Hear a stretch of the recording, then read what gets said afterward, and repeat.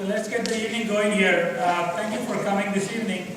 I am Ravi Kamakwale. I am one of the parents of Yashwant and Bhavya Kamakwale who are participating this evening. And thank you for making your time to come here. And all the 10 participants should know that you'll be taking so many of 7 minutes, 20 seconds of each of the time here. So I hope you guys prepared hard and well for this. And respecting their effort to do it and making sure that you have given total attention to the participants, I want you to make sure that please mute or put your phones to vibrate. Don't talk in between the phone. When you have a phone, please try to slowly make your way out. And try to not move or go out when they are talking, or when one speaker is done, please go to the next. Then if you have to go out, then go out and attend to your phone call. That said, I would like to say a few words about public speaking. We came to know about public speaking that is available here around 2 years ago from one of our friends, and basically, since then we have scouted it and found out that Vinny was the best person for that. And as we were looking at it, we found out and looked at the internet and found out that Finesse Academy with Vidhi, she came up to a challenge in 1998 when she was in India. She had a presentation where she called somebody to present and they did not show up. So it's like you raised to a challenge. That's what life is. You are given these opportunities and you got to use. As young kids who are out there, you will get the opportunities.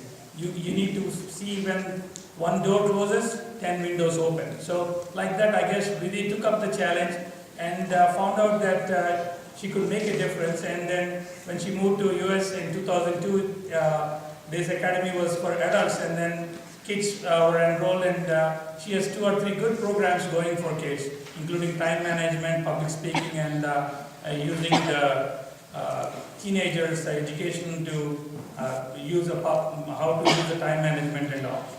Now, what is public speaking is when you are out there, you have to, of course, you will be judged by your content, all the 10 guys, please. You will be judged by your content, but also you will be judged by how you present yourself and how authentic you are, how confident you are, and also how you use your stage presence. And one thing also, if you were shy ever, be careful. You can fake it, okay? You can fake it. Fake it till you make it. Not even make it, so you become it. Like, I did not ever think that I would go and become a doctor ever. I just faked it, and now I'm a doctor. I act like one. That's what I say. Tell my patients, are you a doctor? No, I act like one. But then you make a difference. So, saying that, I'd like Mr. Kutumbrother to introduce the judge. Thank you for coming.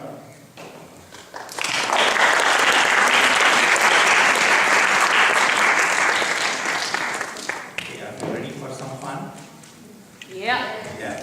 Okay, this is Kutumra. I'm one of the parents for Sushil. I'm one who's going to present today. It's my pleasure to introduce the organizer for the evening, Ms. Lindsay Rubin. So she's working at Lakeland High School for the last 10 years as a teacher. Comes with a lot of credentials. And she has a bachelor's in business education and master's in educational counseling. Besides marketing and business courses that she teaches at Lakeland High School, she's an advisor at DECA. DECA prepares emerging leaders and entrepreneurs for careers in marketing, financing, hospitality, and management for high schoolers, colleges around the globe. So with that, thank you for being here to bridge our kids. Enjoy the evening. Make sure you cheer the kids. Don't worry about the kids. Good luck and do well.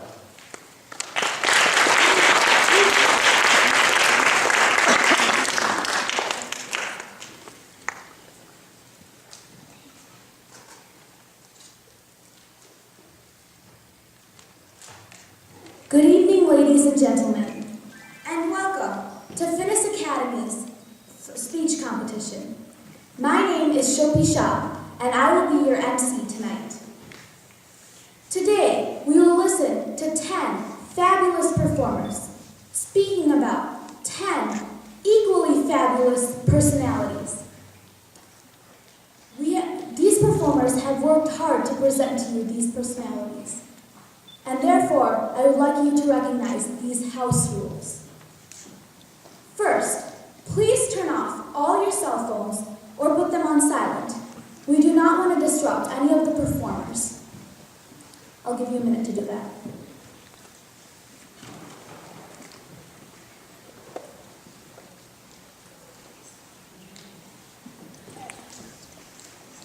Please do not enter or leave during one's performance. If you really have to leave, we'll have volunteers escort you out during the intervals. If you are taking pictures or videos, please make sure you aren't blocking the view of the people behind you. Also, please refrain from asking more than 2 to 3 questions per participant. And lastly, sit back, relax, and enjoy the show.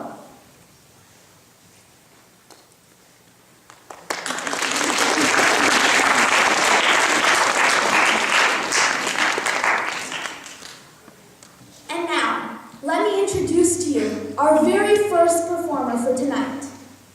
9th grader, Raghav Bhagwat.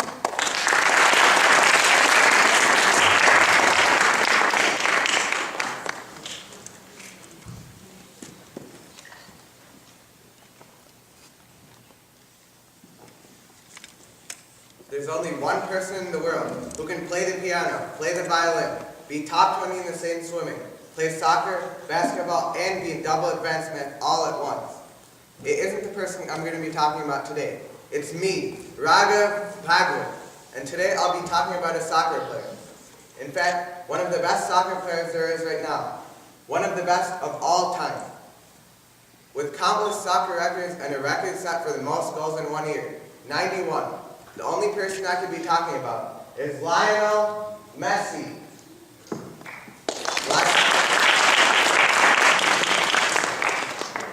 Lionel Messi was born on June 24th, 1987 to George and Celia Messi.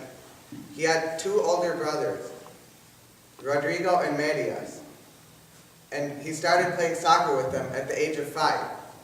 His dad coached him until he was 8 years old, and then he joined the youth soccer club for Newell's Old Boys.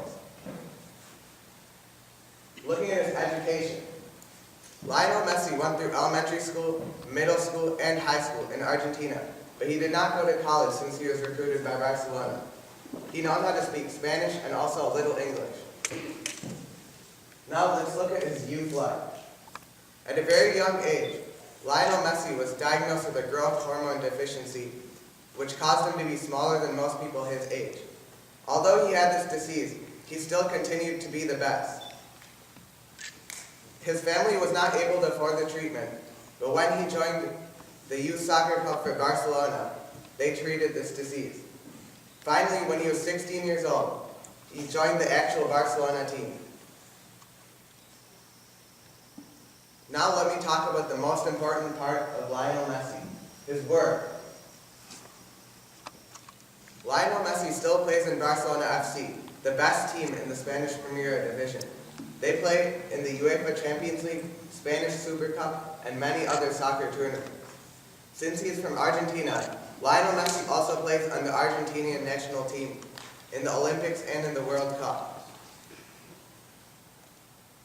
Lionel Messi also founded the Leo Messi Foundation, a charity to help provide care for children.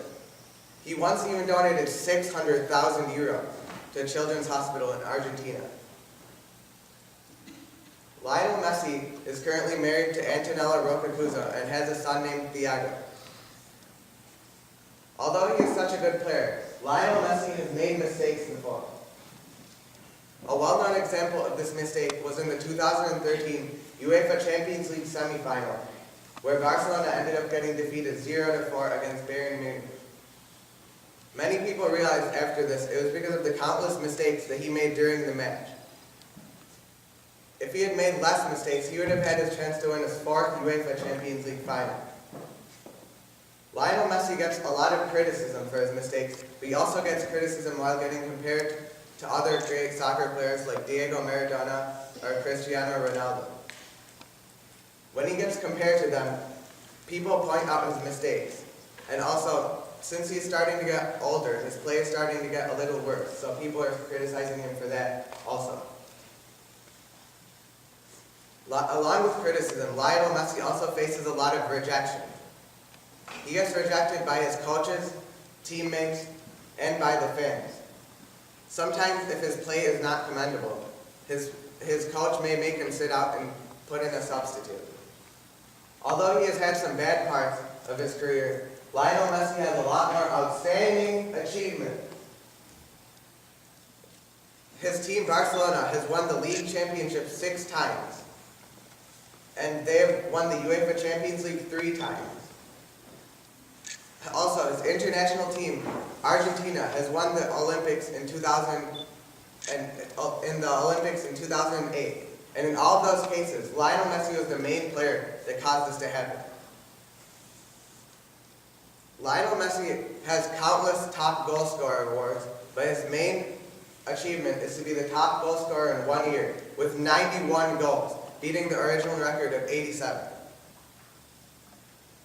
Lionel Messi gets a lot of awards for how great he is. One of his main awards is the FIFA Ballon d'Or, which he has won 4 times. Also, he has won the Pichichi Trophy 2 times and the Golden Shoe Award 3 times. Lionel Messi is very good because of his strong attitude. I quote, "The day when there is no improvements to be made is a sad day for any player." Quote complete. Another great quote by Lionel Messi. I quote, "Whether it's a friendly match, one for points, a final, or any game, I always play the same. I'm always trying to be my best for myself, for the fans, and to try and win." Quote complete. I chose Lionel Messi because his skills just came out of more and more practice. And he is humble in spite of being the best. Also, his coach says he has a strong personality and a strong attitude. I also like watching soccer, and Lionel Messi is one of my favorite players. I learned from this confidence class that you must have 200% confidence in whatever you do. And if you want to succeed, then you have to have a burning desire for whatever you want. Also, you can't ever let the what if take you over. I would like to take this opportunity to thank the honorable judge for coming and listening to my speech, all the members of the audience for coming and spending their evening here, my parents for their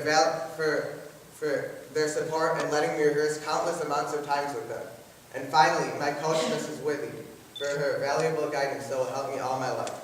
Thank you.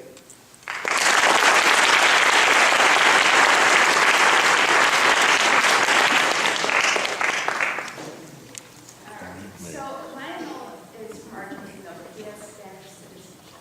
Any idea why? Because he plays much of his soccer in Spain, like he's in the Barcelona, which is a team in the Spanish, in the Spanish league. So he lives in Spain for most of the time. So that's why he got a Spanish citizenship. And soccer is huge all over the world, but it's not very popular here in the U.S. What do you think needs to be done to make it more popular with the American public? I think they need to start playing soccer more in America because they play it a lot around the world, but the only soccer league in the USA that's people watch is the MLS, and more people watch since there's football and basketball and all these other sports. And other countries they only have soccer, so people watch soccer more in other places. Any questions from the audience? Yeah. How old was he when he joined Argentina? He was 16 years old. Any other questions?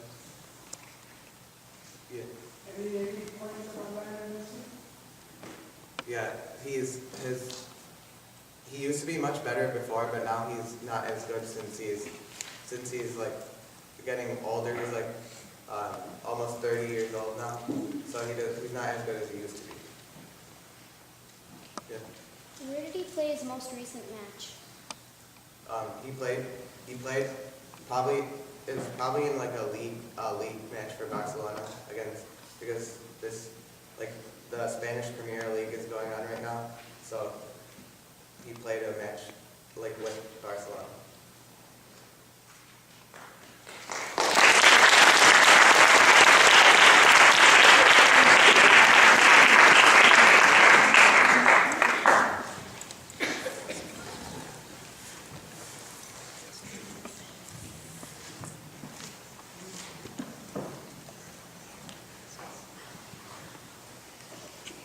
Great job, Rakov. Wow, it is so inspiring that someone who has a growth deficiency can get up and actually get onto the national soccer team. Our next performer is Sushil Hanamulu, an 8th grader who is ready to fascinate all of you with his personality.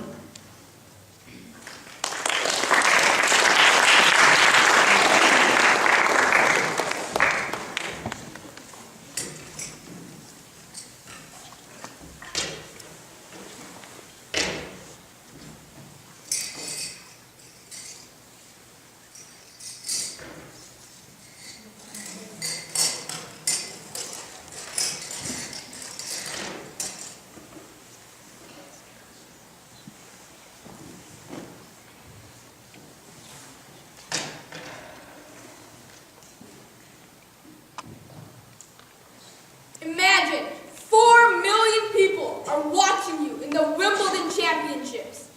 The ball that decides the match is coming at you at over 100 miles per hour. You hit the shot. It bounces on the other side of the court. Your opponent misses, and you just won a Grand Slam. Today, I will talk about a woman who has been through many of these and has even achieved gender equality in pay for Wimbledon. Can you guess who she is? Guess who? Venus Williams. You're absolutely right. Presenting Venus Williams!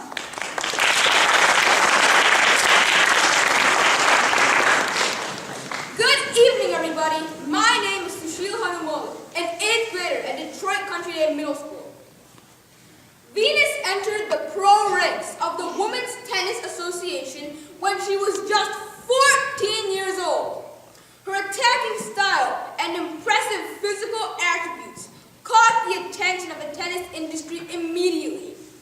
Soon, the entire world was watching Venus Williams as she hit beautiful shots that even the toughest of opponents could not return. Venus Williams had a hard childhood. She was born on June 17, 1980, in Linwood, California. She grew up in Compton, California, which was a city known for its gang violence. She had hard times finding a safe place to practice because of the gangs. At just the age of 6, Venus Williams said, and I quote, "I thought I was going to be number 1." End of quote. This shows how much confidence she has at such a young age.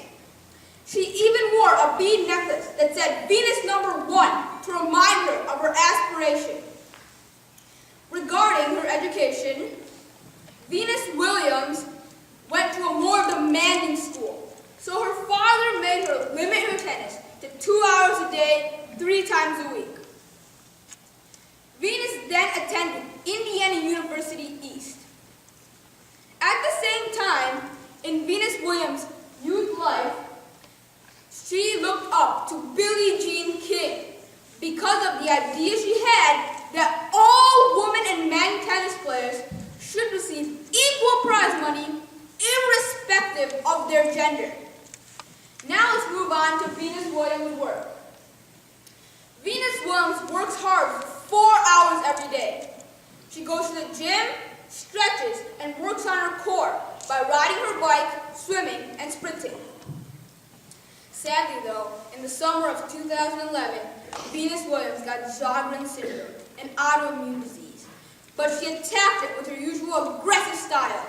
She did not eat anything with sugar because it was strictly forbidden and became a vegan to limit inflammation. Venus Williams has also made many mistakes in her lifetime. One of her biggest mistakes was when she pulled out of a semifinals match against her sister Serena in the last minute in the year of 2001. Nobody knows why she did it, and there was very little communication to the fans at the press conference. This lost her favor with her fans, and it took them a while to regain their trust. Venus Williams has also been criticized by many people. Liam Nolan, a popular tennis bracket streamer, said, and I quote, "I hate the Williams sisters. They are horrible people." End of quote. He said this because he remembered a time when he was donating a strip to charity, and when he asked Venus to sign, she said no. This was bad for her reputation. Additionally, Venus Williams' wishes were rejected by her father at a young age. She wanted to play tennis full-time, but her father said no to the idea because he wanted her to have a good education so she would have an alternative to fall back on. Now let's put all the negativity aside and move on to Venus Williams' outstanding achievements. Venus Williams has 22 Grand Slam titles. She has 4 gold medals in the Olympics and was the first recipient of equal prize money in Wimbledon. She was even the first African-American tennis player to be ranked number 1 on February 25th, 2002. Venus Williams got a $12 million multi-endorsement deal with the sportswear company Reebok at just the age of 15. Now, how many of you in the audience are 15? Could you please raise your hand? Yes, you in the blue jacket. What do you do on a regular basis every day? I go to school and try to get good grades. Venus Williams did all of this and even received such a big achievement at such a young age. However, her biggest achievement was when she started a campaign against the Wimbledon Association and achieved gender equality in pay. Venus Williams has also received many awards. She won the ESPY Awards and was even nominated for the Blimp and BET Awards. Now moving on to a few wise words from Venus Williams. A quote once said by her was, and I quote, "I don't have time to be negative." End of quote. A few more wise words said by Venus Williams were, and I quote, "If you're not a competitor, you've just got to go home." End of quote. I chose Venus Williams for my speech for 2 main reasons. 1, I admire her determination for sticking to tennis even after getting Sjogren's syndrome. And 2, I respect her courage for going up an organization that's been there for over 100 years and achieving gender equality. I learned from conference class that you should take all the opportunities you get because you may not get them more than once. I also learned that you should take mistakes, criticism, and rejection in a positive way. I would first like to thank the Honorable Judge, Ms. Rubin, for taking time out of her schedule and coming here to evaluate our speeches. Second, I would like to thank Vidyanti and my parents for giving me constructive criticism and boosting my confidence. And last but not least, I would like to thank you, the audience, for taking time out of your busy schedules and coming here to support and watch our presentations. Thank you.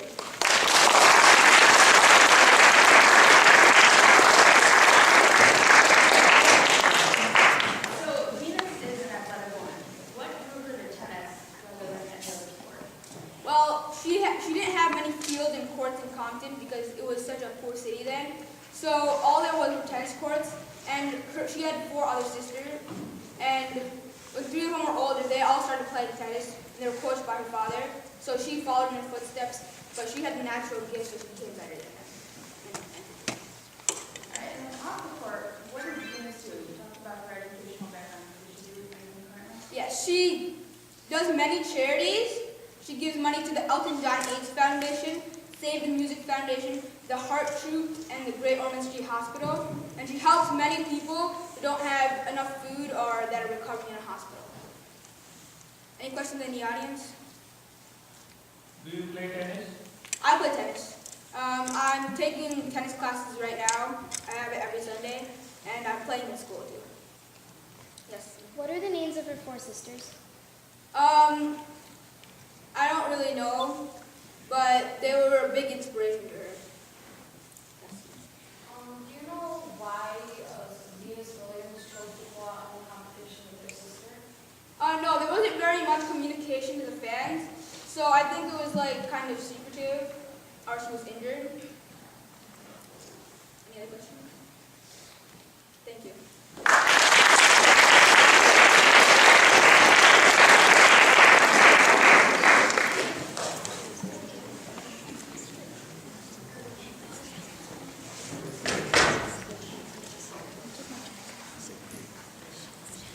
It's amazing how much determination Venus Williams has. She practiced for 4 hours daily and has been loyal to tennis since she was just 6.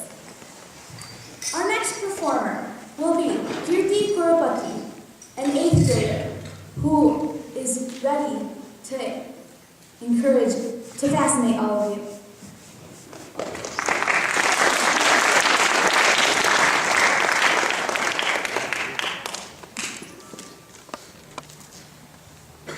Does anyone know an international swimmer who was once scared of water? I mean, imagine this.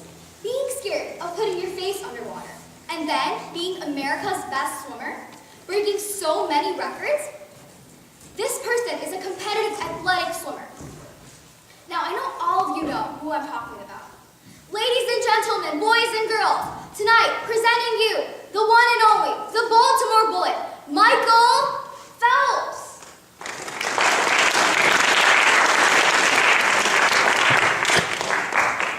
Hi everyone, my name is Kirti Kurupati. I'm 13 years old and I'm an 8th grader at Novi Middle School. Today, I'm here to talk about Michael Phelps' astonishing life story. That's enough about me. How interesting can I get? Let's talk about Michael's birth, family, and childhood. Michael was born on June 30th, 1985 in Baltimore, Maryland. Phelps has 2 older sisters who are also good swimmers. His mother's name is Debbie. She's a teacher. His father, Fred, is a Maryland State police officer. But unfortunately, these couples didn't last very long. When Michael was only 7 years old, his parents separated. And this was also when he just started swimming. When Michael was about 9 years old in elementary school, he had ADHD. There, the teacher said that Michael had a lot of problems working with everyone, and because of this disorder, that Michael would never become a success. But he did later learn to control his actions. And by the age of 12, he got rid of his problem. Moving on to his education. Michael went to school near Baltimore. He graduated from Towson High School in 2003. Michael went to our very own University of Michigan and studied sports marketing and management. Youth life for Michael meant lots and lots of hard work. When Michael was about 11 years old, he began training with Coach Bob Bauman. Together, they trained every day at the Aquatic Club, sometimes for even 5 hours a day. Now, let's take a look at what Michael is best known for, his work. Michael's career started at the age of 15. He was the youngest male swimmer to ever make it into the U.S. national swim team in 68 years. In 2000, he raced his first Summer Olympics in Sydney, Australia. There, he didn't win any medals, but racing there was an honor for him. People began noticing him in 2001 when he raced in the national and worldwide events, won medals, and broke records. Then, he began training for his 2004 games. In 2004, his performance was outstanding. He had won 6 gold medals and 2 bronze medals. Marriage and children. Michael is currently not married and is single. Now, let's take a look at Michael's mistakes. When Michael attended a party where he drank 3 glasses of alcohol and drove under the influence, he was caught driving under the influence and even went to jail.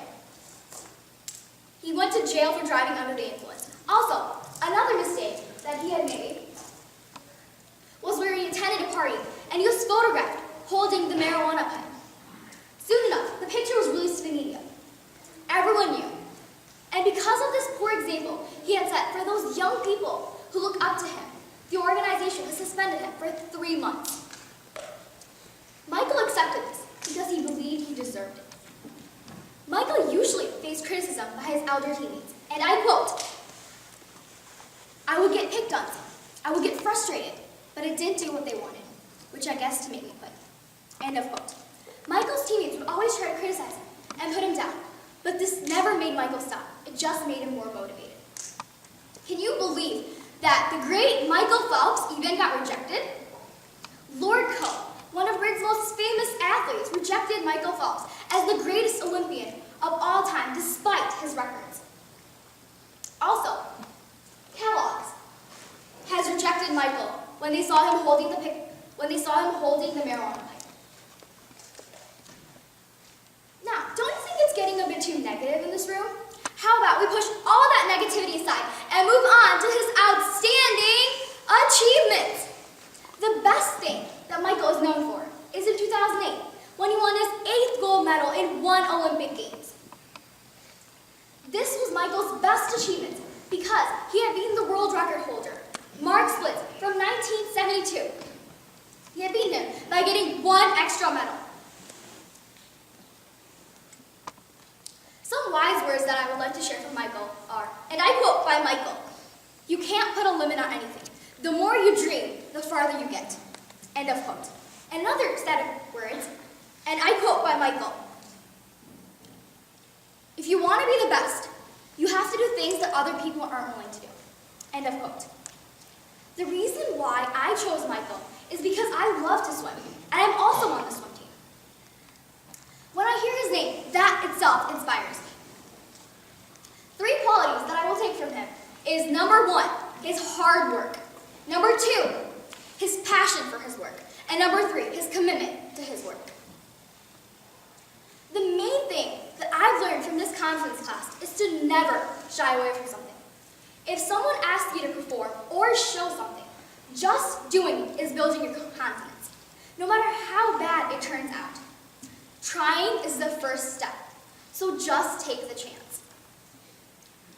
I would like to thank the Honorable Judge, Mrs. Rubin, for spending her time to hear my speech today. I'd also like to thank Vivian, for without her, I would never have been able to present my speech today. I'd also like to thank my family and my friends for keeping me so encouraged and motivated. And lastly, I would like to thank you, the audience, for spending your time to hear my speech today. Thank you.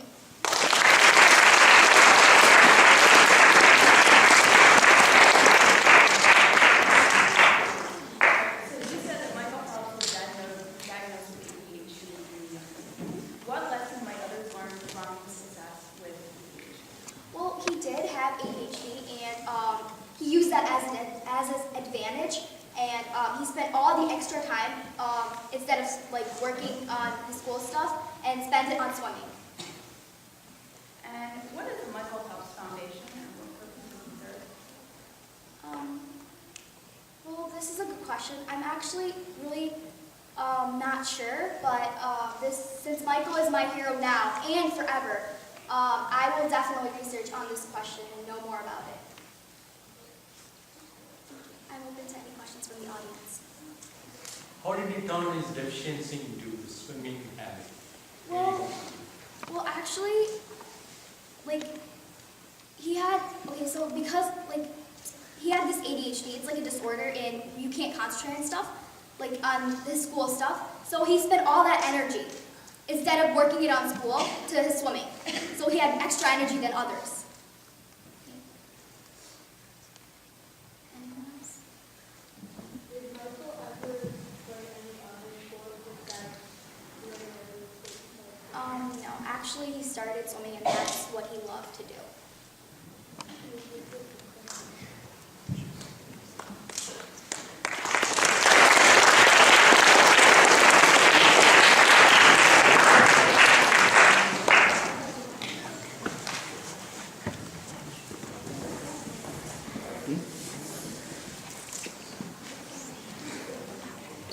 I never knew that Michael Phelps was once pushed down by ADHD, and that swimming really brought him back up to a well-known worldwide swimmer. Our next performer is 7th grader Hrishikesh Pavlov.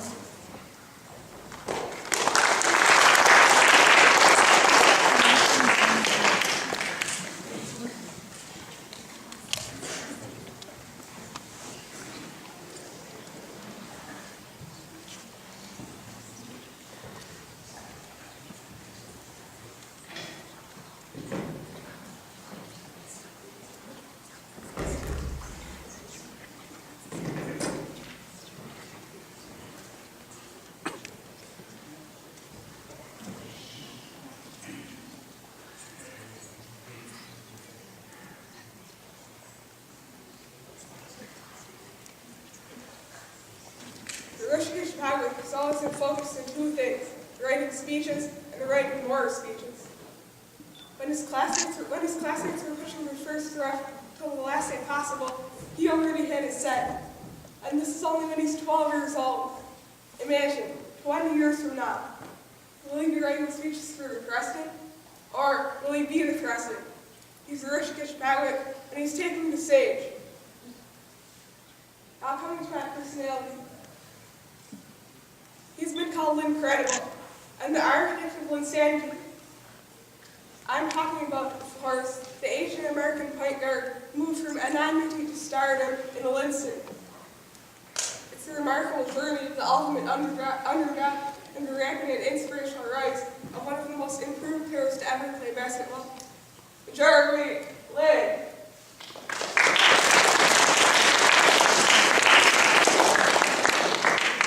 Now coming to his birth family and childhood. Jeremy Lin was born on August 23, 1988, in a Taiwanese Chinese family.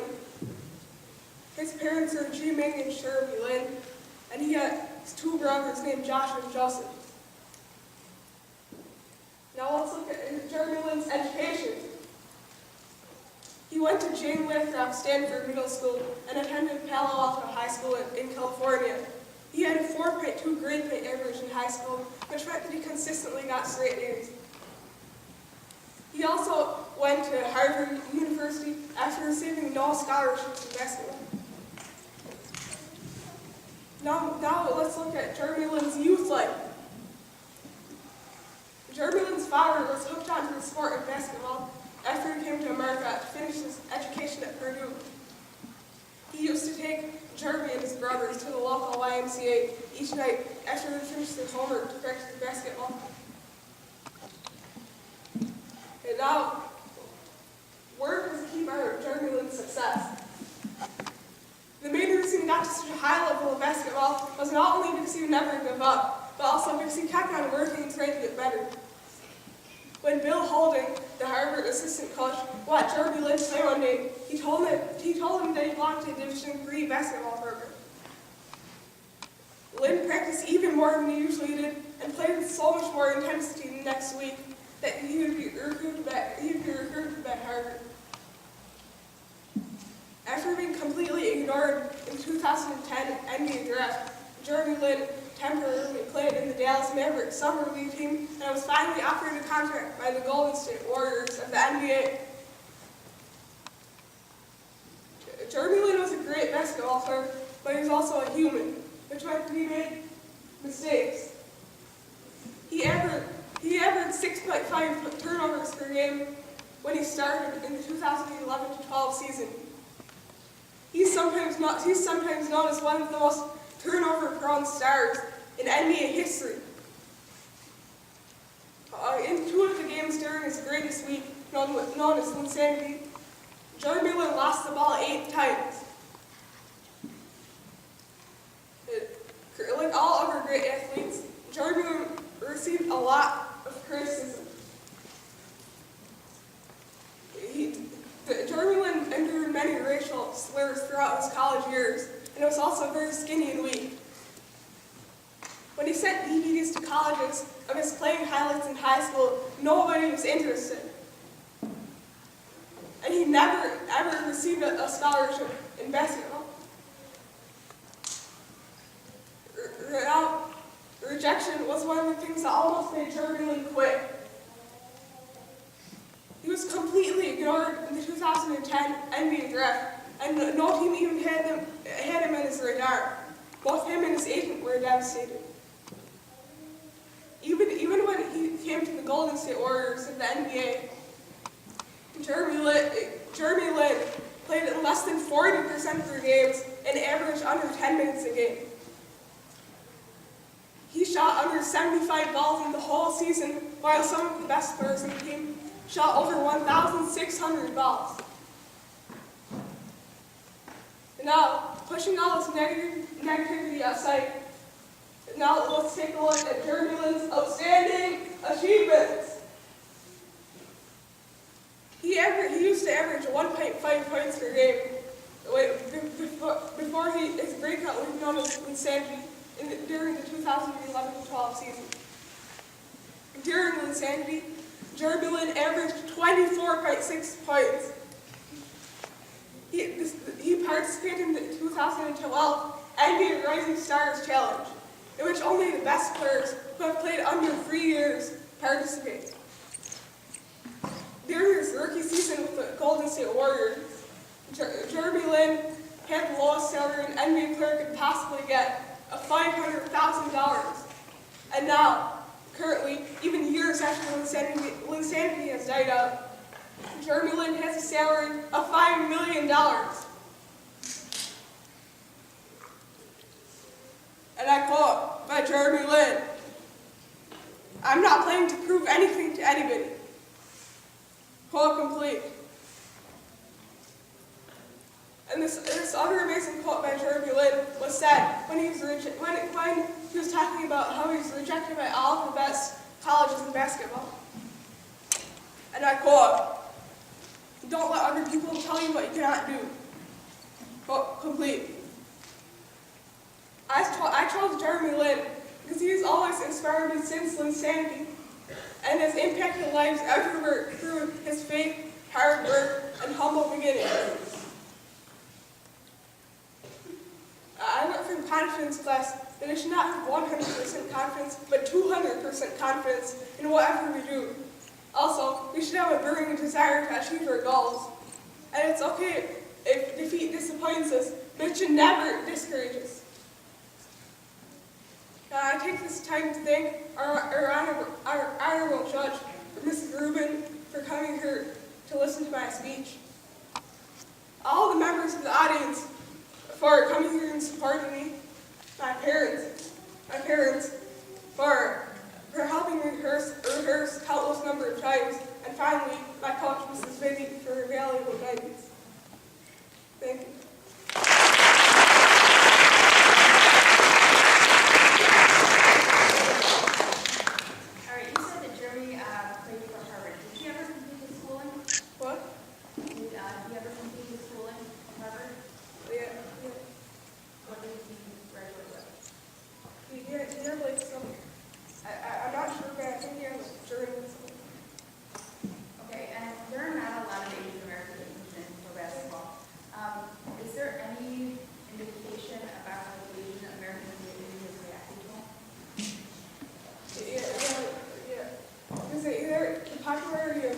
Basketball increased a lot in Asian American.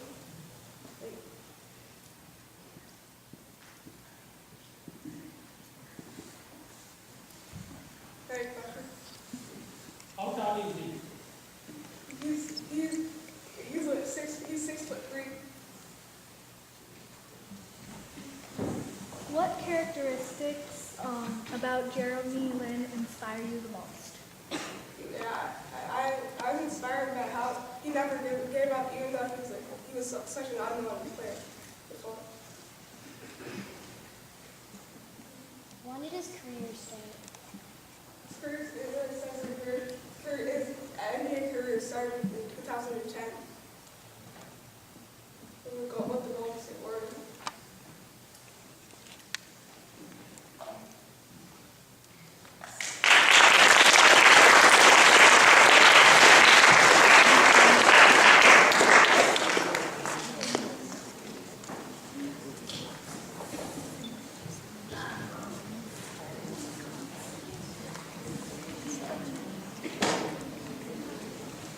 It's impressive how Jeremy Lin has managed to get a 4.2 GPA and still is a well-known basketball player. I would like to remind the audience to not enter or leave during one's performance. It really disrupts them from focusing on their performance. And if you really have to leave, we have volunteers who are ready to escort you out during the intervals. Our next fabulous performer is none other than Akansha Agarwal.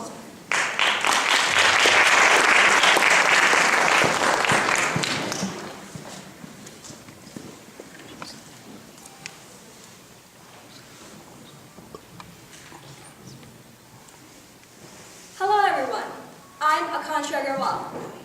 ninth grader at Farmington High School. Today, I'm going to talk to you about someone exotic, someone who caused a global sensation in 2012 with a song, someone who became famous for a song despite a language barrier, someone who brought the horse riding dance in trend, and someone who's a gentleman and has got Gangnam Style. Now, I'm pretty sure all you youngsters out there know what I'm talking about. That's right, presenting to you, for the first time, the Korean pop idol, Psy!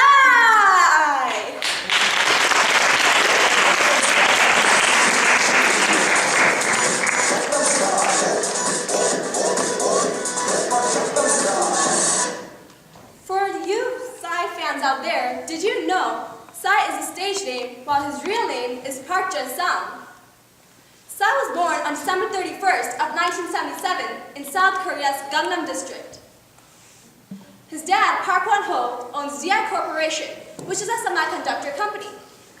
His mother, Kim Young-hee, owns several restaurants in Gangnam. Let's move on to Psy's education. Psy attended Banho Elementary and middle schools and then graduated from Sewol High School. In 1997, he enrolled himself in the Berklee College of Music in Boston, America. Let's see what Psy is most popular for, his work. A year after he returned from America, he released his first album, Psy from the Psycho World, in January of 2001. A year later, he released his second album, Sad 2. 3 Psy, his third album, had hit the mark in Korea because of its title song, Champion, which was released around the time the World Cup Games were going to be held in Seoul, South Korea. Psy enlisted himself for 2 years of mandatory military service in South Korea between 2003 and 2005. He was excused from his service for some personal reasons. During this time off, he released his fourth album, Saejib. In 2007, he was redrafted to complete his military service and then was released in 2009. Later on, in 2010, he joined YG Music Entertainment and then in 2012, released his best-selling album to date, Gangnam Style. The song Gangnam Style became popular both locally and internationally thanks to its catchy tune and his horsey dance moves. Throughout his youth, Psy's been a rebel, class clown, and a party person. When he was 15, he watched a Korean TV program that introduced him to foreign pop music. One particular episode showed a concert at Wembley Stadium held by the British rock band Queen. This concert footage sparked Psy's love for music. Other than progressing on his work front, Psy's love life was progressing as well. He married his girlfriend, Yeon Hae-yeon, a cello major at Yonsei University, in 2006 at the age of 28. They now have twin daughters. Everyone in their lifetime has made some mistake they regret. It's a trait of being a human. Psy had the tendency of repeating his mistake of not adhering to his country's cultural sensitivities. His albums immediately stirred up controversies either because of inappropriate content or his bizarre dance moves. Another mistake Psy made was when the whole world was waiting for his next song after the sensational Gangnam Style. His next song, Gentleman, did not have any news about it. His mistakes were followed by criticisms. This year, Psy got criticized for his song, Gentleman. Criticisms included comments such as, similar to Gangnam Style, nothing new. Hence, that music video did not get as many views as Gangnam Style got on YouTube, and many people withdrew from Psy's fan group. Psy has gotten some rejections as well. Many of his previous albums were banned in South Korea from people under the age of 19, stating they were inappropriate for teenagers. This is one of Psy's biggest rejections, the reason being, K-pop, iTunes, and YouTube are especially popular amongst that age group, which happens to be his major fan club. Now leaving all that negativity aside, let's move on to his outstanding achievements. Psy got over 1.5 billion views for his song Gangnam Style on YouTube, putting it on top of YouTube's most viewed videos and #1 on iTunes music video charts. It was also ranked second on the Billboard Awards. The South Koreans are really proud of Psy. He has represented them in the best way, through K-pop. Psy has gotten multiple awards. Some awards he got in 2012 are Best Video of the Year Award, Viral Video of the Year Award, Global Artist Award, Best Dance Floor Anthem Award, Record of the Year Award, and many more. A wise quote said by Psy, and I quote, "The world's most famous and popular language is music," end of quote. So true, music doesn't need any translation. Another quote said by Psy, and I quote, "I like to dress classy and dance cheesy," end of quote. This is what he said on the Ellen DeGeneres' show, where he taught Britney Spears and Ellen how to do his most famous horse riding dance. The fact that Psy, in spite of all his failures and criticisms, gave the world a taste on Korean pop, brought Korean pop to the limelight, made a song that would become a hit all around the world, making his country proud of him, made me want to choose him as my topic for today. This conference class has taught me to believe in myself, giving me a positive outlook, taught me how important it is to connect to the audience, and lastly, this class has taught me to accept any shortcomings or failures and work towards improving them. Today, I would like to thank our judge, Ms. Rubin, for taking time out of her busy schedule to come here and help us evaluate our conference levels. I would like to thank our guru, Vidyanti, for helping us build our conference levels and being able to stand over here and speak in front of everyone. I would like to thank my mom for placing her faith and confidence in me. And lastly, I would like to thank you, the audience, for being here and giving me the chance to test my confidence levels. Thank you all.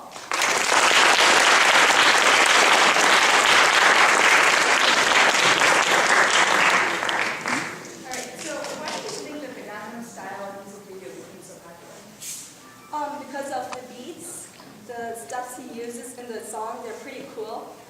And also just the way he uses his, fun ways of dancing and everything. I just like the way he expresses his thoughts and everything in his songs.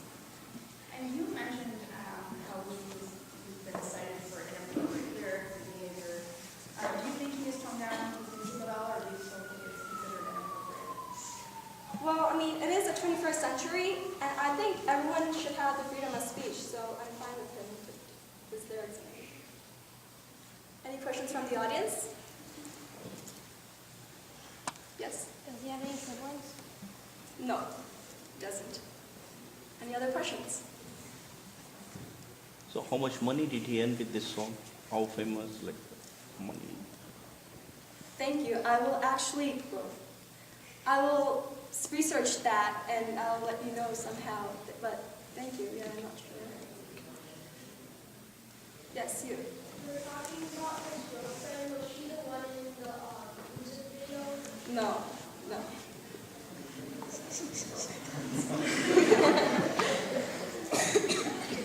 Are there any other questions?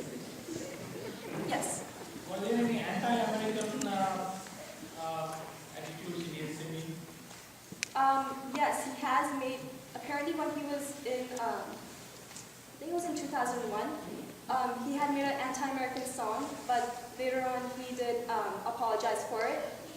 So yeah, I'm really sorry for it, yes. How long did it take him to make his video for Gangnam Style?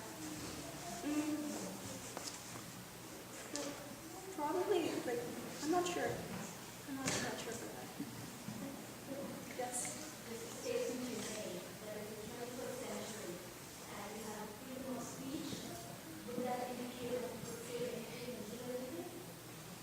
Well, as long as a person is not ruining the person's anyone's reputation personally.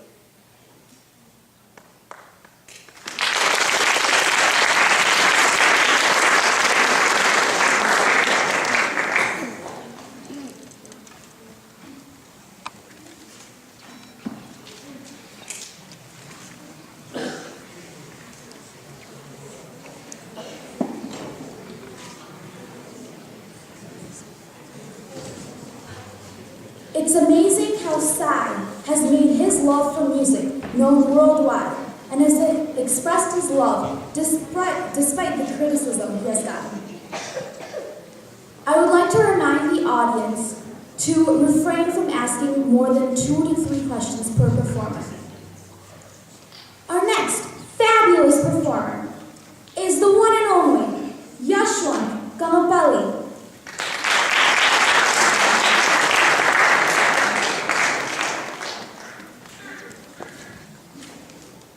It was a cold spring night in Brooklyn, New York, in the year of 1999, on May 20th. At approximately 6 in the evening, a child was born, and that child was Yashwan Kamapalli. Greetings, friends, family, and judges.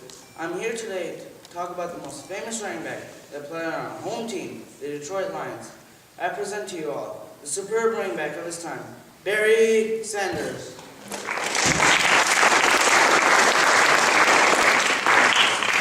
Barry Sanders is now 45 years old and living in Michigan. He was a star running back on the Detroit Lions. Barry Sanders was born in Wichita, Kansas on July 16, 1968. He had 8 sisters and 2 brothers. His father, William Sanders, died at the age of 74. His mother, Shirley Ann Sanders, is still living. As a sophomore in high school, Barry Sanders played tailback. He did not become the starting running back until the 4th game of his senior year. As a child, now moving on to education, Barry Sanders attended Wichita North High School. From there, he went to Oklahoma State University from 1986 to 1988. His first year in college, he was the backup to the All-American Truman Thomas. In 1988, he led the nation with averaging 7.2 yards per carry and running over 200 yards per game.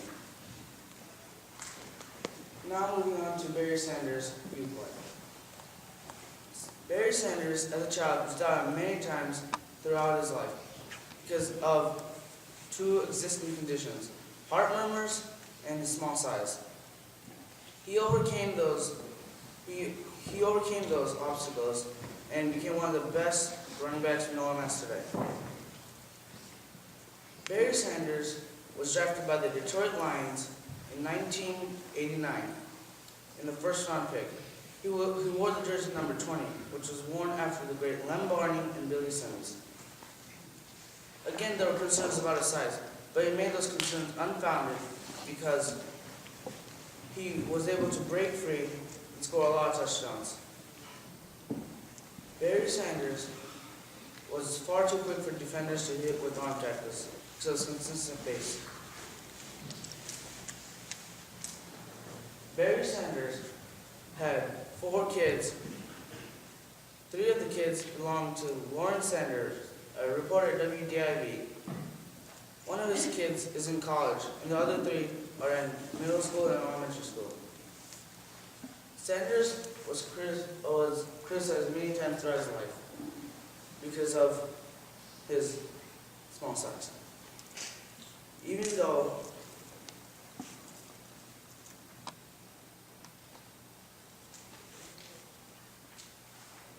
Barry Sanders was criticized throughout his life because of his small size, but he made those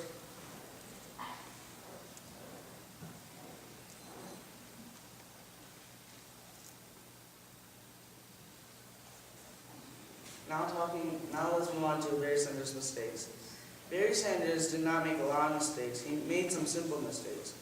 He ran through the wrong hole, ran through the wrong side, ran the wrong play.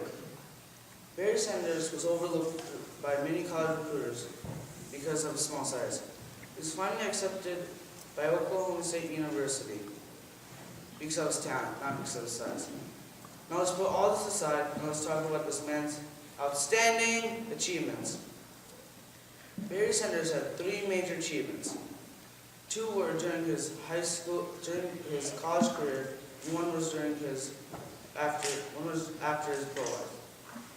He set 34 NCAA records, and he ran for 2,623 yards in 1988. He was inducted into the Football Hall of Fame on January 31st, 2004. Barry Sanders was given the Heisman Trophy Award. in 1988. This was, the Heisman Trophy is only given to the person of that year who played the best out of all the colleges in the nation. Why I chose Barry Sanders? I chose Barry Sanders because my inspiration to start playing football. He was a really good athlete and a really good football player and confident in everything he did. What I learned in confidence class is how to come over anxiety, how to speak in large crowds like I'm doing today, and how to take opportunities, because once an opportunity faces you, you might never get it back. I would like to thank the Honorable Judge for taking her time to listen to all of our speeches. I would like to thank Vidyanti for taking us through this course. I would thank my parents for taking me to rehearsal and to the classes. I would thank you, the audience, for coming and listening to all of our speeches. Thank you.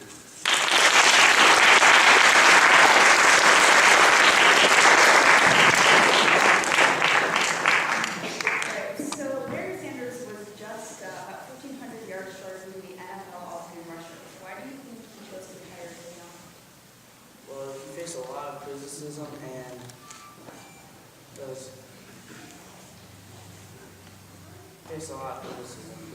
because he was getting old.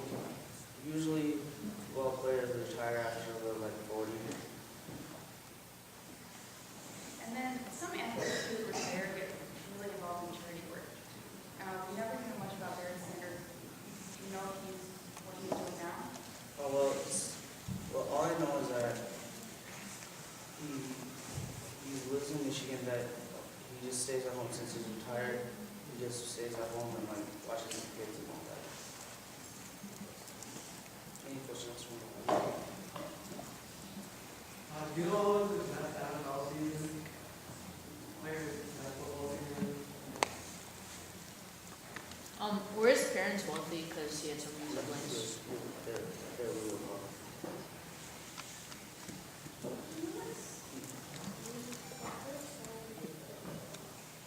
What?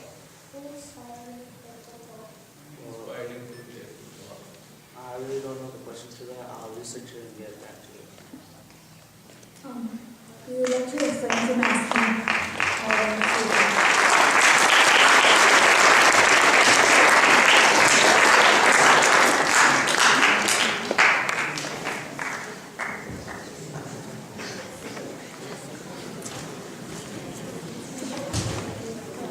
What a unique personality Barry Sanders is.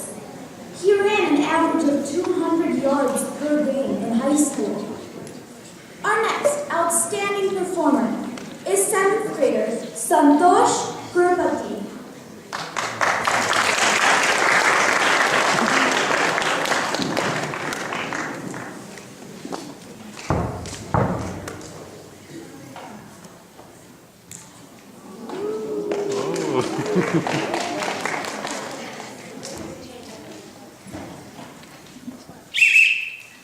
Halftime, everyone. The great Miami Heat has already scored 26 out of its 28 points, giving it a 2-point lead to the Spurs. Can the Spurs catch up to the Heat in the second half? Or will it be another victory for the Heat? The pressure is building up for each player. Who will win the game? Come on, guys. Can any of you guess who I'm talking about? Yes? Excuse me, what? You are absolutely correct. Ladies and gentlemen, presenting to you the great LeBron James!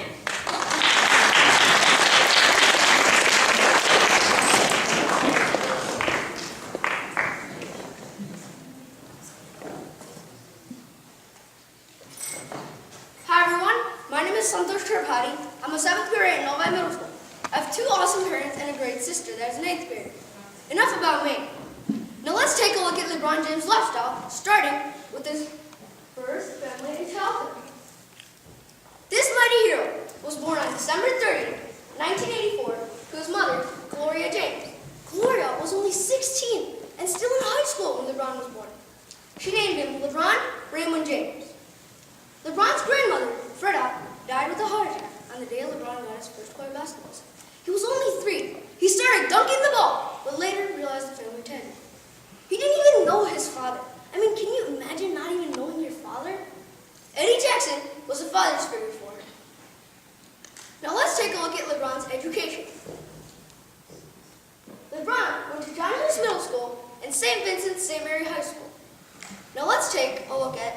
LeBron's sad youth life.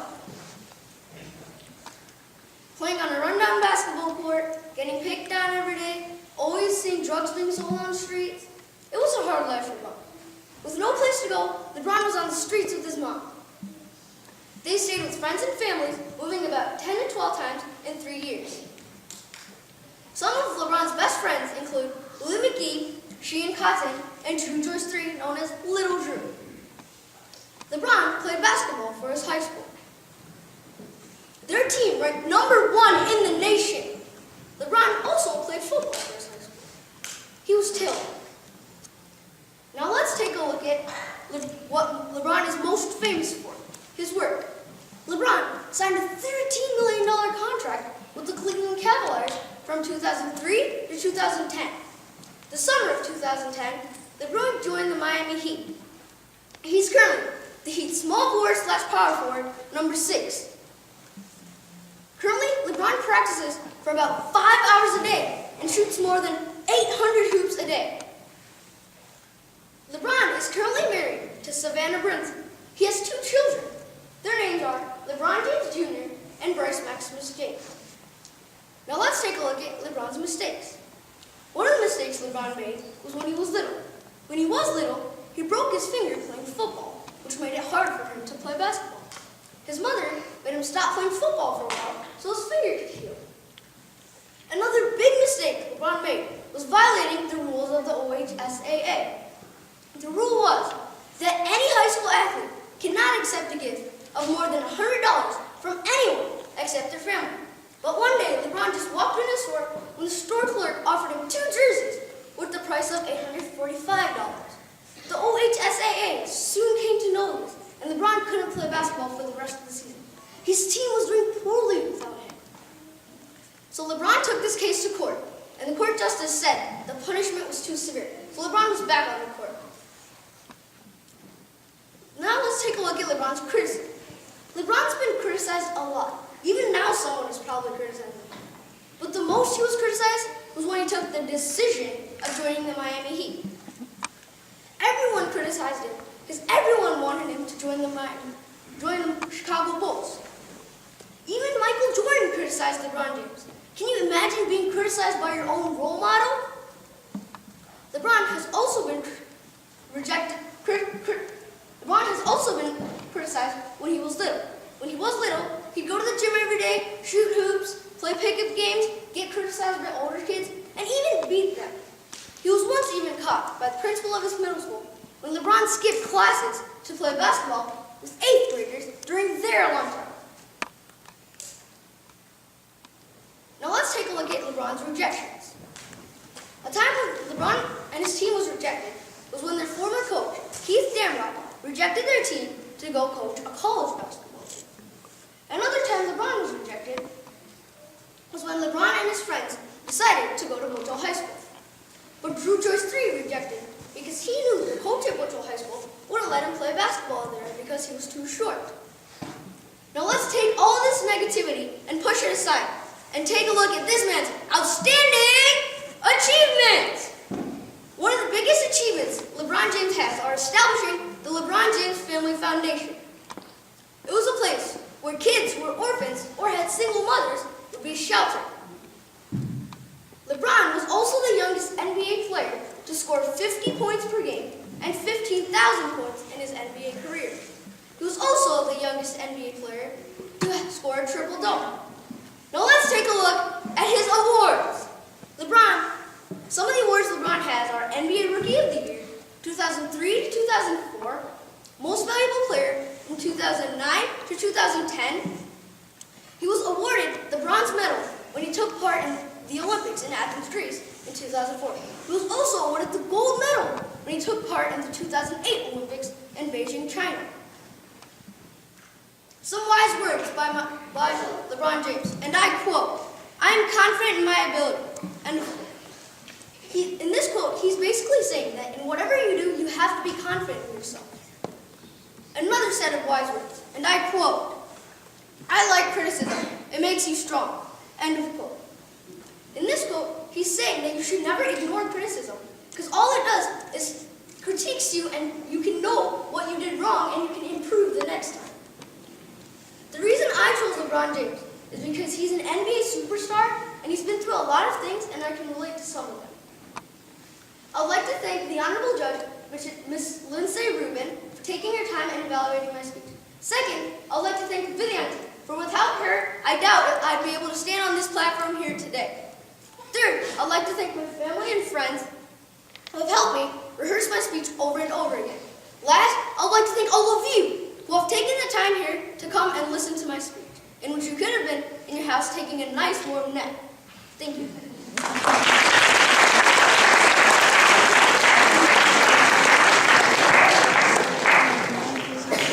You said LeBron was born and raised in Alabama. He was basically the king of Cleveland and Cavaliers. Why do you think he chose to do that?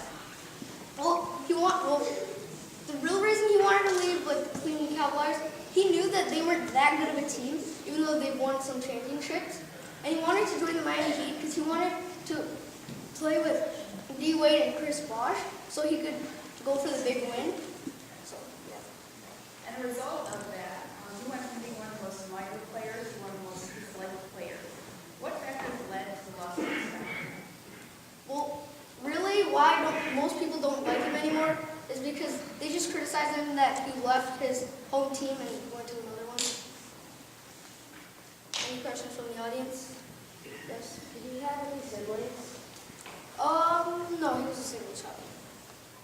How old is LeBron James? How old is LeBron James? I'm not exactly sure, but you have definitely inspired me to go some research up him soon. Or sure. Yeah. Does he still play? Yeah, he's currently playing for Miami. Any more questions?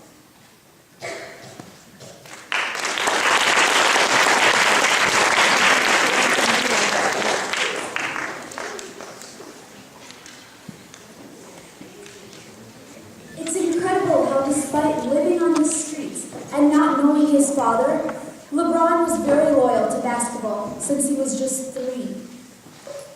Our next performer is 8th grader Mihir Zaveri.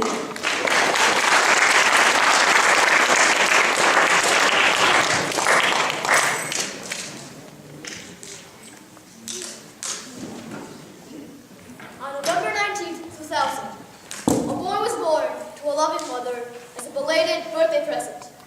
This boy's name is Mihir Zaveri!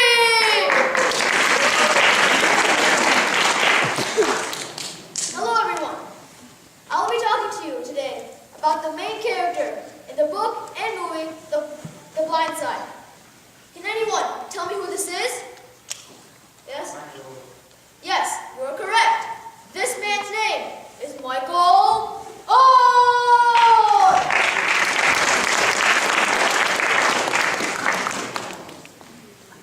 Michael Orr is an offensive tackle for the Baltimore Ravens, made famous in the book and movie The Blind Side. His story has inspired many children and continues to inspire the children that go through the same struggles that he did. His story shows us that you should never give up on your dreams, even if it seems impossible. Now, let's talk about his birth, family, and childhood. Michael Orr was born in the slum part of Memphis to a mother who was a drug addict and a father who was in jail. He had 11 siblings, 5 older and 6 younger. He had a rough childhood, which included him and his siblings being homeless when his mother was on drugs. Now, do you think Michael Orr ever got any type of education? Well, let's find out. Michael Orr rarely went to school, and when he did, he didn't even pay attention. He did so bad in school that for a long time, he had a 16% average. Now, let's look at his interest in youth life. Michael Orr had a passion for sports and played sports all the time. Initially, he liked basketball better than football, but he played basketball, football, and baseball for his school. He would have practice every day, and since he had no real home, he would stay over at a friend's house. But this came to an end when he was taken in by a loving and caring family, the Joys. Now, let's go to the most interesting part we've all been waiting for, his work. Michael Orr is is an offensive tackle for the Baltimore Ravens, the NFL team. He was the 23rd pick in the first round of the 2009 NFL Draft. He has one Super Bowl ring that came last year. He played for Ole Miss during his college years. Michael Orr is not married and does not have any children. Now, like anyone else, Michael Orr made many mistakes. One of his mistakes was he didn't go to school much. Because of this, he was portrayed as a dumb, slow-learning boy in the book The Blind Side. Many NFL analysts and experts read this and said that he would be a risky pick because of this portrayal. Another mistake was that he stole from the grocery shop near his home. Can anyone tell me what happened to the grocery shop? Did you find out? It closed. Now the shop is closed down, partially due to shoplifting. Michael Orr was criticized many times. He was criticized constantly in school for not performing well. He was criticized by NFL analysts as being unable to learn the playbook of the team he would be drafted by. He was also criticized once by his mother for taking his brothers out shopping, but not her. Now, let's look at his long list of rejections. He was constantly rejected when he was looking for a high school with his friend Steve. None of the schools would accept him because of his poor academics, but he finally got accepted into Briarcrest Christian School. He was rejected in the NFL draft. He was rejected to go as a top 10 pick. But as I said before, people started doubting him and he went as the 23rd. Now, let's put all this negativity behind us and look at his outstanding achievements. He was able to get out of the slum and into the NFL. He was able to get an education and even go to college. He never gave up on his dreams, even though it seemed impossible. Now, I will share with you a few of his many awards. He has won Mid-Season All-American, First Team All-American, SEC Jacobs Blocking Trophy, and many more. Even with football going on in his life, he was able to make the Dean's List 2 times. Now, I will share with you a couple of his quotes. And I quote, "It's a lot easier to fall down or to stay where you are than it is to fight gravity by trying to pull yourself up." End of quote. Another one is, and I quote, "You're not poor if you know where your next meal is coming from." End of quote. Why I chose Michael Orr? Even though he had no money, no home, no food, no home, he still had a dream that he would use his athletic talent to make a living. He was demotivated countless times, but he kept on going, and that is how he is where he is today. To honor his determination, let's all give him a round of applause!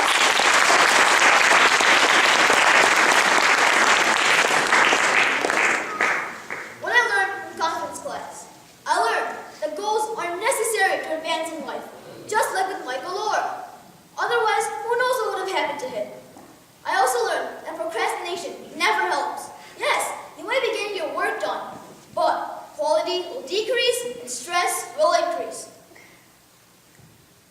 Now, I would like to thank the Honorable Judge, Ms. Lindsay Rubin, for coming here today to listen to all of us and having the patience to do so. I would like to thank Vidyanti for teaching me all about confidence and public speaking. That is what gave me the confidence to stand up here and talk today. I would like to thank my friends and family for sending me to this class and helping me with this project. And last but not least, I would like to thank you all, the audience, for coming here today to listen to all of us, even though you probably had something better to do. Before I end this presentation, I make a humble request to you all to please watch The Blind Side if you haven't, and it might inspire you as it inspired me. Thank you, and now I am open to any questions.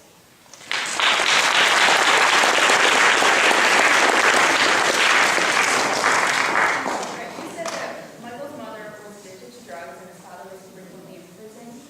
Do you think that these two problems really led to his football success? Well, he was naturally talented, and when he didn't really care about football when he was when he was in the slum. But once he was adopted, his adoptive parents, they showed him how he was really big. They showed him how his size could send him his talent to the NFL, and he just got up on football. Right. I mean, you mentioned that he had little success in school. You know, never showing up, wasn't paying attention. Then you mentioned he went to college. How do you think he raised his GPA enough to get to school? Well, once he got up, his parents, adopted him, started informing him more about the importance of school. Because when he was in the slum and he was in foster home, they just took him in because he was a homeless child. They didn't really care what happened. But once he got adopted, they showed him the importance, and he was taken in mainly because of his football skills. So that's how he got into colleges. Any questions from the audience? Yes. Why was his dad in jail? Oh, he would just steal, rob, and all kinds of crimes. Yep. When did he start? He started playing football when he was in high school. What position does he play in? He's a right tackle, offensive tackle. Did he ever make a Pro Bowl? Pro Bowl? No, he was nominated once to make the Pro Bowl, but he didn't get selected.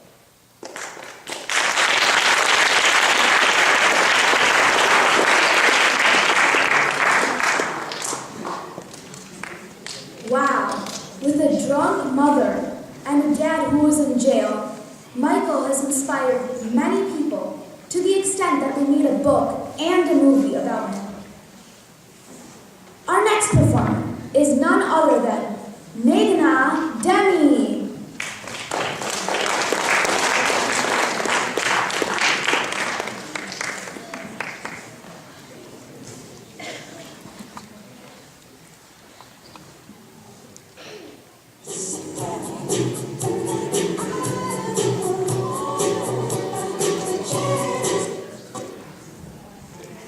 When I first told my mother that I wanted to do Michael Jackson for this presentation, she was completely against it. Why don't you do someone like Warren Buffett or Bill Gates, someone you aspire to be? And it was true. I'm Megan Ademi, a freshman at Novi High School, a lover of music and an avid tennis player.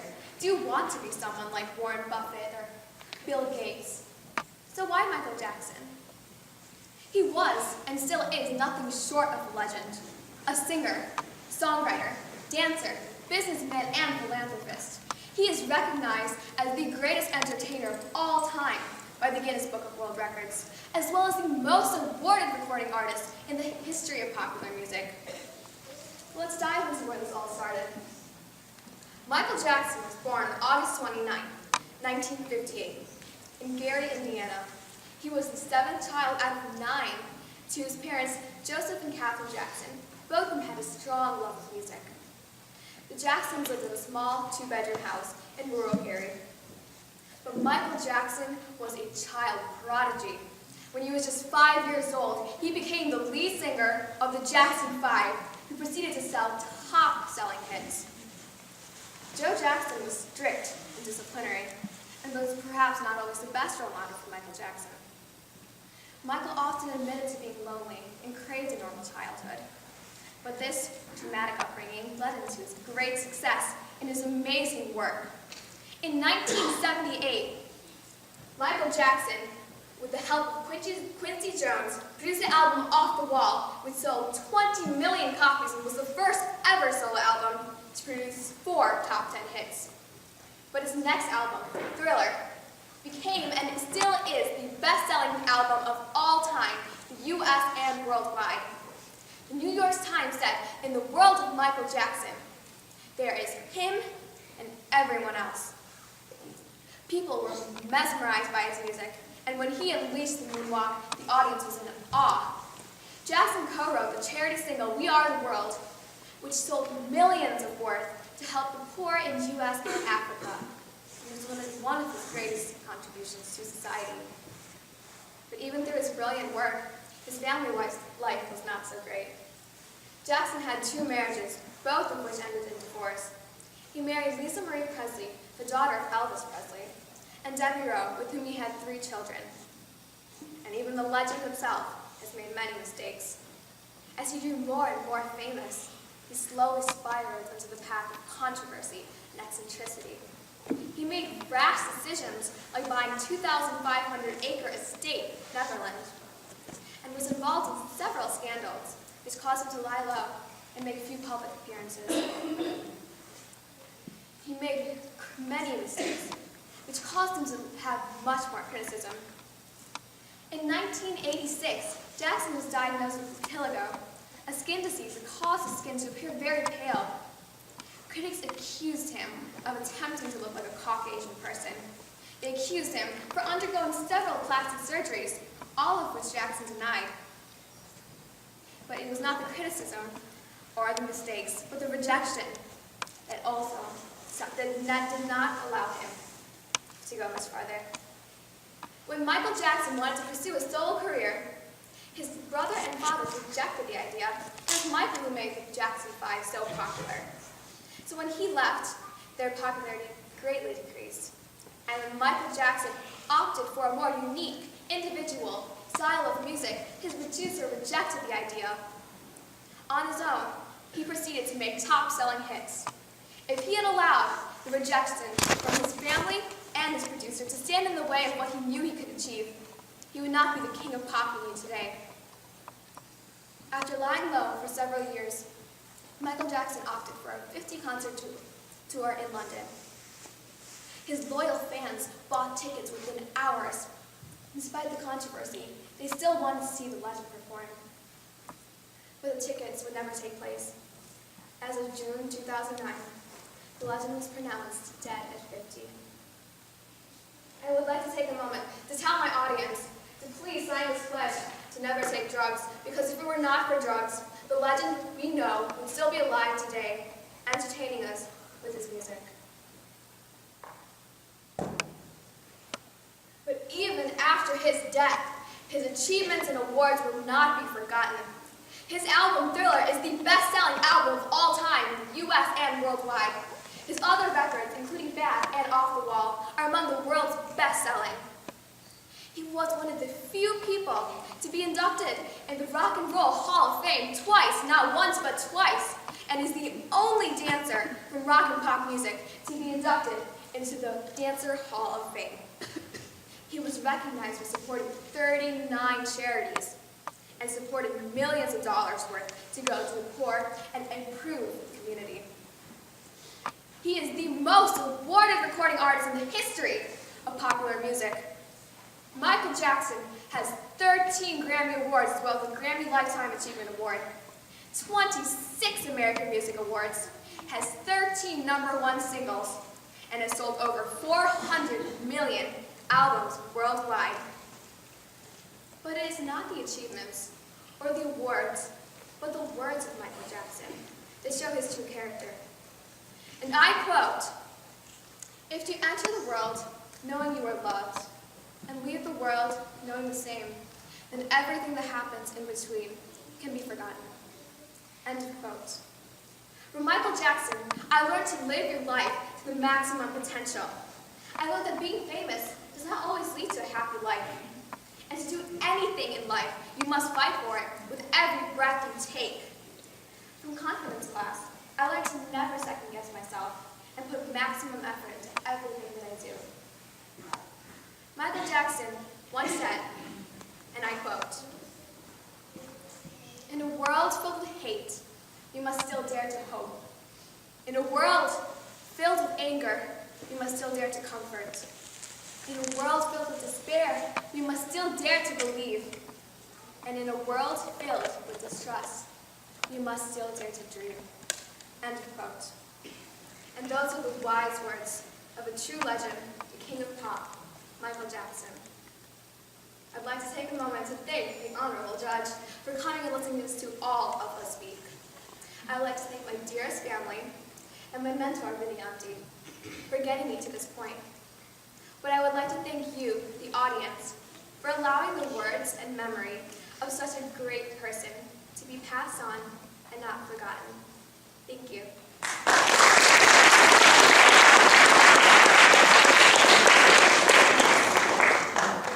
All right, you said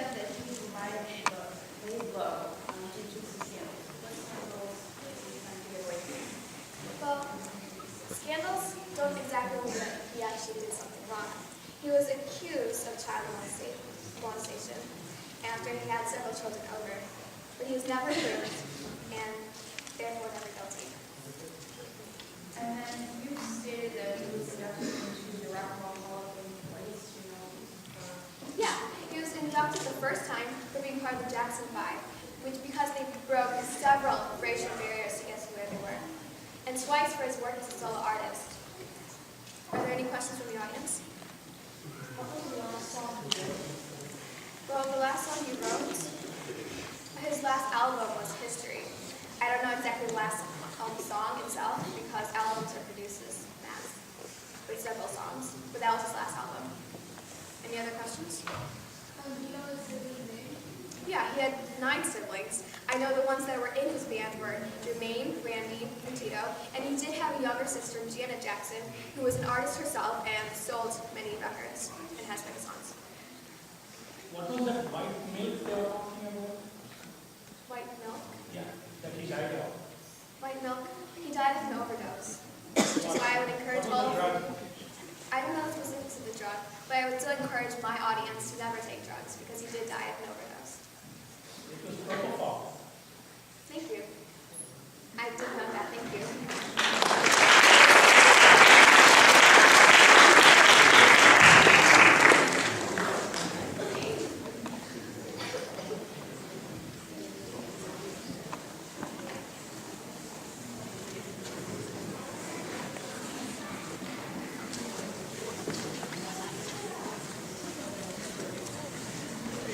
Though Michael Jackson suffered a very lonely childhood, he still is a well-known musician and has been on the Rock and Roll Hall of Fame multiple times.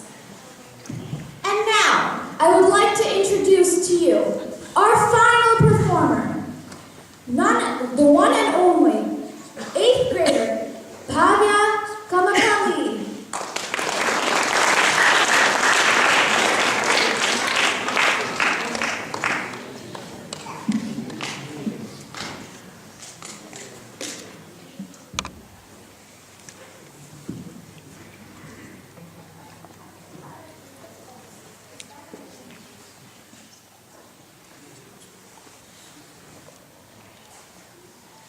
This amazing teenager was so stubborn not to arrive into this world until 2 weeks beyond the doctor's requested time.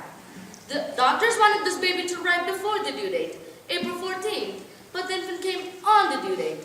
She likes to dance, sing, swim, and play tennis.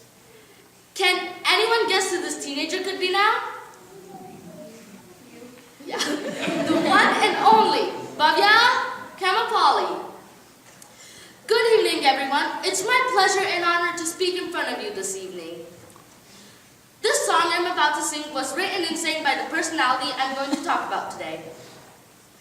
I was riding shotgun with my hair undone in the front seat of his car.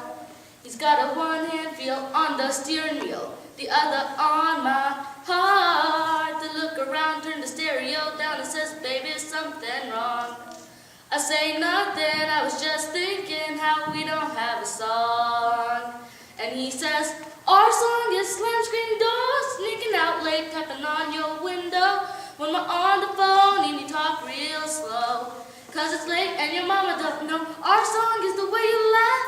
First date man didn't kiss and I should have. And when I got home, for I said amen, asking God if he could play it again. Does anyone know who sang the song? Yes, she is Taylor Allison Swift.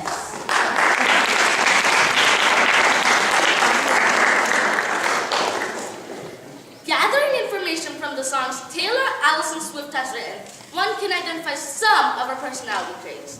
She is sweet, charming, warm and friendly, loving, confident, and hardworking.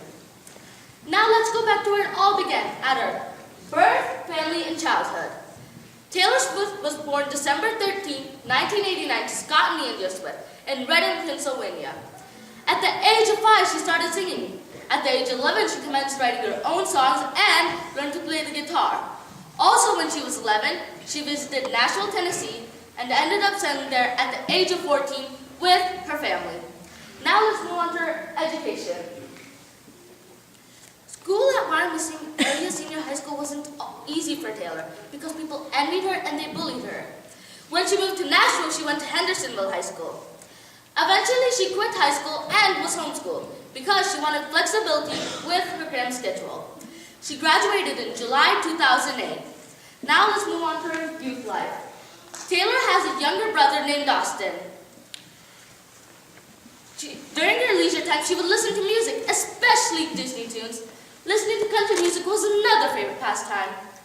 Her love of music was influenced by her grandmother, who was an opera singer. Work is a major part of Taylor's life. Taylor is a pop and country singer and a songwriter. At the beginning of her career, she got a development deal at RCA Records for 2 years. RCA Records is a record company in Tennessee. She walked away from the biggest record company, RCA, but it was a good move because later, Sony ATV discovered her. At Sony ATV, she started writing songs with Liz Rose. Determined not to have others just sing her songs, she played a gig at the Bluebird Cafe. She was discovered again at the Bluebird Cafe by Scott Borchetta. He was planning on starting a record company called The Big Machine. Taylor trusted him and he got his record company started. Now she was able to sing independently. Now let's move on to her marriage and children. Taylor dated many boys but is still unmarried. Taylor wrote many songs with the theme being her broken hearts. Like everyone, Taylor made many mistakes. She made the mistake of dating many boys who did not understand her. According to her songs, they seemed to demonstrate risk-taking behaviors. Along with those mistakes, she was criticized.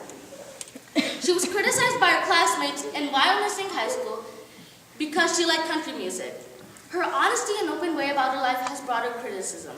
She has been extremely honest in the lyrics of her songs in interviews. She has no secrets. Rejection is a dreaded thing to face, yet Taylor faced it at a young age. She was rejected by her classmates in Wyoming because they thought she was weird because of her selection of music. She did not have a best friend until she went to Hendersonville High School. She was rejected by many record companies when she gave them a tape of her singing. Despite all this negativity, Taylor has had many outstanding achievements. Taylor Swift is a famous recording artist. She started her career at the age of 14. Even though there were many ups and downs, she was still successful. She was nominated for a Grammy at the age of 17. Her first tour was in 63 different cities, and every performance sold out. Along with those achievements, she won many awards. Just to list a few, she won the American Country Music Award, American Music Award, and the Video Music Award. She has said many famous words. A quote by Taylor Swift is, and I quote, "You only get so many firsts, each one is a blessing," end of quote. Another quote by Taylor Swift is, and I quote, "You need to be happy with yourself or you'll never be able to be happy in a relationship," end of quote. The reason I chose Taylor Swift is because she demonstrated resilience about criticism in her career. She turned her stumbling blocks around into stepping stones. She kept moving forward to her success. I can turn my stumbling blocks around to be successful. She has the confidence to stand before a group of people by herself and sing. In confidence class, I learned how to stand before an assembly of people and speak to the group with confidence. I learned how to speak my mind. Recently, I've tried a great leadership activity at school because of Vidyanti's class, which boosted my confidence level. Finally, I would like to conclude by thanking the Honorable Judge, Ms. Rubin, for taking her time to come and judge everyone in this group along with me. I wish to thank Vidyanti for spending her time to take us through this course, which would help us for a lifetime. My parents are part of the reason why I'm standing up here on this platform today. I want to express my appreciation to you, the audience, for taking your time to come to our unique and spectacular speeches. Thank you for listening. Any questions?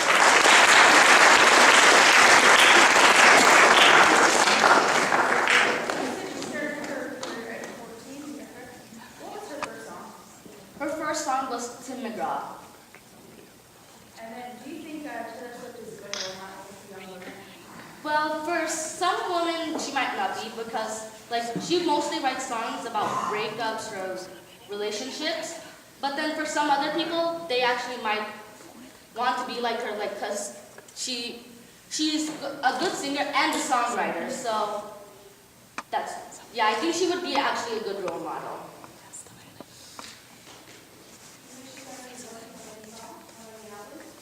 No, as far as I know, right now she's doing a tour for recent album.